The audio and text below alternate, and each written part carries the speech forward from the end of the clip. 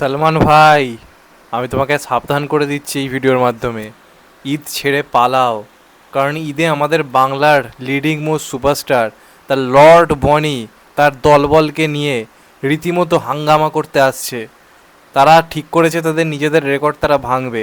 বনির যে রেকর্ড রয়েছে 3,000 টাকা টাকা কামানোর, সেই রেকর্ডটাকে 300 টাকায় নামাতে হবে। তো তো এত বড় একটা ঐতিহাসিক মুহূর্তের আমরা সাক্ষী হতে চলেছি।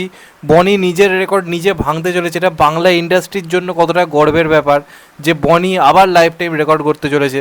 তো সেখানে সলমান খান, মানে তার তো পালিয়ে যাওয়া উচিত, তাই না? মানে নিজের সিনেমা অবশ্যই পিছিয়ে দেওয়া উচিত। রীতিমতো লর্ড বনি লড়তে আসছে ঈদের টাইমে, কেউ বাংলায় সাহস পেল না, কেউ নেই। সেখানে লর্ড বনি একা সাহস দেখালো এবং বলছে যে আমি এমন টাইমে আনবো যে টাইমে আমার সিনেমা কোনো শো পাবে না, আমি এমন টাইমে আনবো যে সময় আমার সিনেমা চলবে না, এবং ওটাই তো আমার মানে ঐতিহ্য, যে আমার সিনেমা একটা মাছি পর্যন্ত দেখতে যাবে না। সেই ট্র্যাডিশন বজায় রেখে লর্ড বনি এবার পুরোপুরি সলমান খানের সঙ্গে লড়াই করতে আসছে তার সিনেমা নিয়ে, যেটা নাম হচ্ছে হাঙ্গামা.com। এবার এই ট্রেলারটা দেখার পর থেকে আমার পেছন থেকে হাগা বেরোনো বন্ধ হয়ে গেছে, লিটারেলি বলছি। তার কারণ আমার মাথা থেকে শুরু করে পেছন পা পুরো থরথর থরথর থরথর থর করে কাঁপছে। আমার পুটকি জ্যাম হয়ে গেছে, অন্যদের পুটকি জ্যাম হয়, আজকে আমার পুটকি জ্যাম হয়ে গেছে।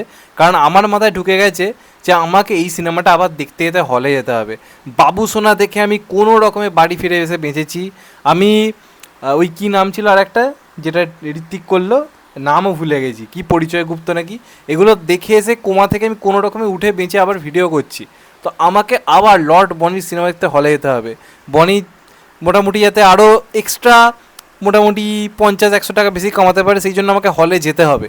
তো তারপর আমি গ্যারেন্টি দিতে পারছি না যে আমি হল থেকে ফিরে আসতে পারবো কি না। তো আমি ট্রেলারটা দেখলাম, লিটারেলি কি বালের ট্রেলার হয়েছে, এগুলো কি হচ্ছে। বাবু সোনাকে এখন আমার মনে হচ্ছে একটা লেভেলের সিনেমা। আমার সত্যি বাবু সোনার ওপর সমস্ত রকম রাগ রেসপেক্ট চলে গেছে। অন্ততপক্ষে জিতু কমলের কিছু ডায়লগ ছিল যেগুলো শুনে 1% এই জায়গাটা অন্ততপক্ষে একটু হাসি আসছিল, টোল পড়ছিল। এ তো টাল খুলে পড়ে যাবে, আমার টাল ঝুলে যাবে এখানে যা ডায়লগ রয়েছে। এগুলো কী ধরনের ডায়লগ?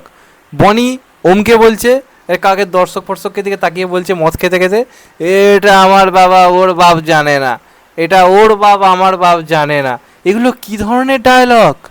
এগুলো কী ধরনের ডায়লগ হচ্ছে? আর বাঙাল ঘটি নিয়ে সিনেমা হচ্ছে, ঠিক আছে, ভালো কথা, মজার সিনেমা বানানো যায়, একটা ডায়লগে হাসি পাচ্ছে না। আবার বুড়ো ভাম রয়তব দত্ত আর তার সঙ্গে সঙ্গে খরাজ মুখার্জি আবার ক্লাস 5-এর বাচ্চা হয়ে গেছে। এই দুটো মানুষকে খুব রেসপেক্ট করি, জানেন তো। কিন্তু মাঝে মাঝে এমন এমন সিনেমা করে না, দেখে এত রাগ ধরে যে কী করে এই ধরনের সিনেমাগুলোর সঙ্গে এরা যুক্ত হয় কিছু টাকার জন্য। সিরিয়াসলি মানে মানে সবচেয়ে অবাক হচ্ছে তো কৌশানী মুখার্জিকে দেখে। এপ্রিলে তো এটাও একটা ইতিহাস যে কৌশানী দুটো ভার্সন আমরা দেখতে পাবো।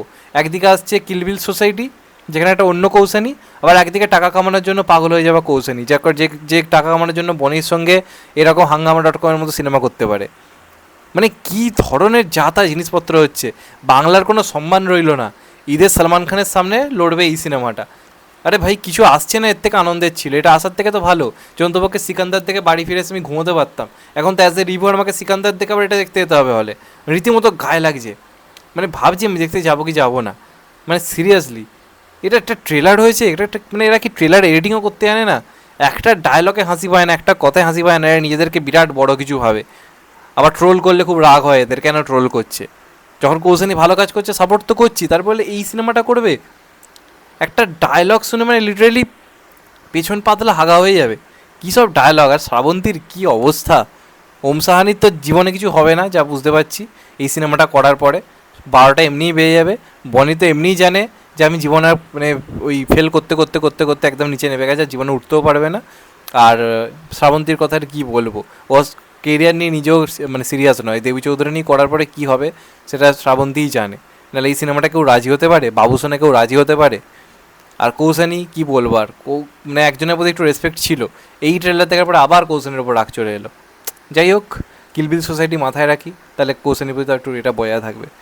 তো যাই হোক ভাই, ঈদ ছেড়ে পালাও, আমাদের লর্ড বনিকে রেকর্ড করার সুযোগ করে দাও। এবং সত্যি তোমার কিন্তু চাপ হয়ে যাবে, কারণ ঐতিহাসিক রেকর্ড হতে চলেছে লর্ড বনির তরফ থেকে।